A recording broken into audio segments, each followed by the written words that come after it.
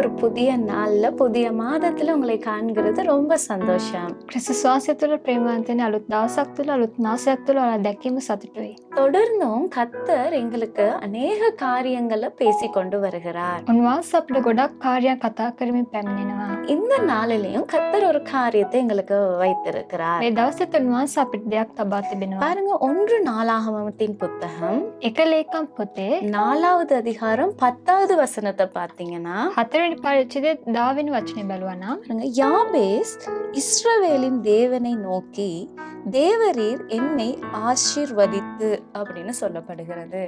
යාබේෂ්ද ඊශ්‍රායෙල් වරුන්ගේ දෙවියන් වහන්සේට යාඥා කොට අහෝ ඔබ මට ආශිර්වාද කර. இந்த இடத்துல யாபேஷ் என்கிற மனிதன் கர்த்தரை பார்த்து என்னை ஆசீர்வதித்து அப்படின்னு சொல்லி ஜெபிக்கிறார். මේ ස්ථානයේ යාබේෂ් කියනවා මනුෂ්‍යයා දෙවියන් වහන්සේ දෙස බලලා මාව ආශිර්වාද කොට කියලා කියනවා.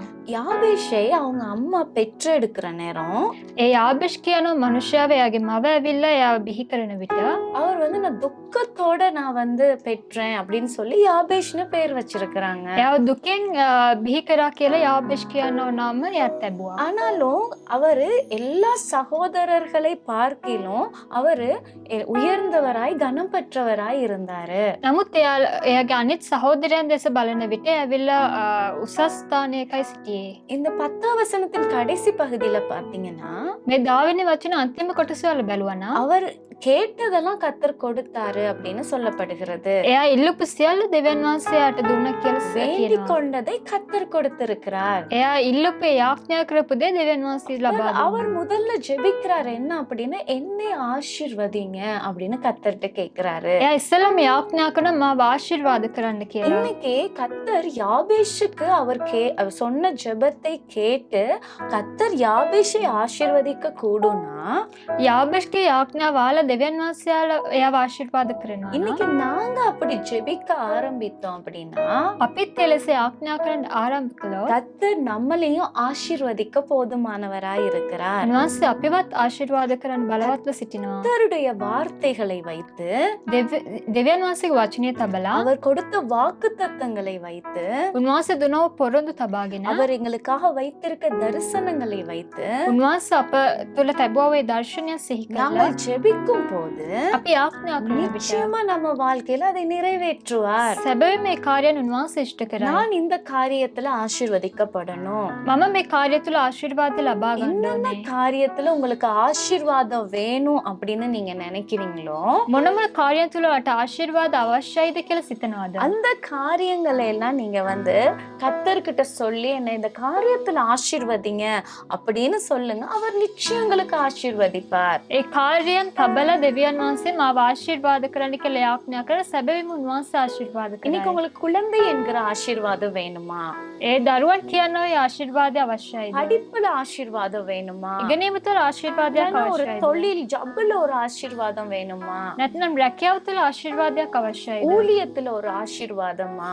සේවය තුළ ආශිර්වාදයක්ද? என்ன காரியத்துல உங்களுக்கு ஆசீர்வாதம் வேணும்? මොන කාර්යය තුළද ඔයාලට ආශිර්වාද பொருளாதார අවශ්‍යයි? ஆசீர்வாதம் வேணுமா?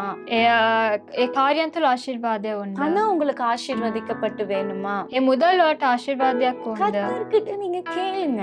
උන්වහන්සේගෙන් ඔයාලා ඉල්ලන්න. கர்த்தர் நிச்சயமாய் ஆசீர்வதிப்பாரு. සැබවින්ම උන්වහන්සේ ආශිර්වාද ஏசு කරයි. கிறிஸ்துவே எனக்கு இதுல ஒரு ஆசீர்வாதம் வேணும் அப்படின்னு கேளுங்க. යේසු ක්‍රිස්තුනේ මට මේ කාර්යය තුළ ආශිර්වාදයක් ඕනේ කියලා ඔයාලා ඉල්ලන්න. கர்த்தர் நிச்சயமாய் ஆசீர்வதிப்பார். ඒට සැබවින්ම උන්වහන්සේ ආශිර්වාද කරයි. யாக்கோப்பு යාකෝබ් கர்த்தர் கிட்ட දෙවියන් වහන්සේ තුළ என்னை ஆசீர்வதித்தால் ஒழிய நான் உங்களை விட மாட்டேன் அப்படின்னு போராடி ஜெபித்தாரு. මාව ආශිර්වාද කරනකම් මම ආව අතාරින්නේ නැහැ කියලා එයා යාඥා කළා. அப்போ கர்த்தர் என்ன செஞ்சாரு? அவருடைய பேரு இஸ்ரவேலாய் மாற்றினார். එතකොට දෙවියන් වහන්සේ ඇවිල්ලා එයාගේ නම ඊශ්‍රායෙල් කියනා වූ ලෙස වෙනස් කළා. அவரை ஆசீர்வதித்தார். එයාව ආශිර්වාද කරනු இன்னைக்கு ලැබුවා. நாங்கள் கர்த்தர்கிட்ட ஆசீர்வாதத்தை வேண்டி நிற்க வேண்டும். අපි දෙවියන් වහන්සේ තුළ ආශිර්වාදය ඉල්ලමින් සිටින්න அப்ப ඕනේ. அது கேட்டுதான் கர்த்தர் எங்களுக்கு கொடுப்பாரு. අපි ඉල්ලුවොත් තමයි දෙවියන් වහන්සේ අපිට දේ கேளுங்கள் දෙන්නේ. கொடுக்கப்படும், அதுதான் வசனம் சொல்லுது. ඊළඟට ඒට දෙන්නු ලබයි කියන්න වචනය කියනවා. இன்னைக்கு நீங்க என்ன ஆசீர்வாதத்தை வேண்டி நிக்கிறீங்க?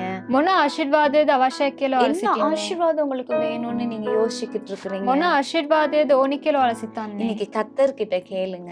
මේ දවස් දෙවියන් වහන්සේගෙන් கர்த்தர் ඉල්ලන්න. இன்னைக்கு உங்களுக்கு கொடுத்து ஆசீர்வதிப்பார். උන්වහන්සේ දේ දීලා ආශිර්වාද කරයි. நாங்கள் ஜெபிப்போமா? අපි ආඥා எங்கள் කරමු. அன்புள்ளவரே, අපගේ ප්‍රේමවන්ත என்னென்ன පියන්නේ ஆசீர்வாதத்துக்காக இந்த பிள்ளைகள் வேண்டி நிற்கிறாங்களோ, මොන මොන ආශිර්වාදය උදෙසා මේ දරුවා යාඥා உங்களை කරනවද? நோக்கி பார்க்கிறாங்களோ, ඔබ වහන්සේ දෙස அந்த බලනවද? ஆசீர்வாதத்தை கொடுத்து நிறுவர்களை நடத்தும்படி நாங்கள் ஜெபிக்கிறோம். ඒ ආශිර්වාදයන් ලබා දීලා ඔබ වහන්සේ මඟ පෙන්වන පිණිස යාඥා நாங்கள் කරනවා. ஆசீர்வதிக்கிறோம் ஐயா. අපි ආශිර්වාද நீங்க කරනවා கேட்ட පියාණනි. காரியம் ஆசீர்வாதமாய் மாறுவதாக එයාලා ඉල්ලෝ කාර්යයන් ආශිර්වාදමත් ලෙස වෙනස් இயேசு කරන්න. கிறிஸ்துவின் நாமத்தில் பிதாவே. යේසුස් ක්‍රිස්තුස් වහන්සේගේ නාමයෙන් පියාණනි. ஆமென். ආමේන්. God bless you. God bless you.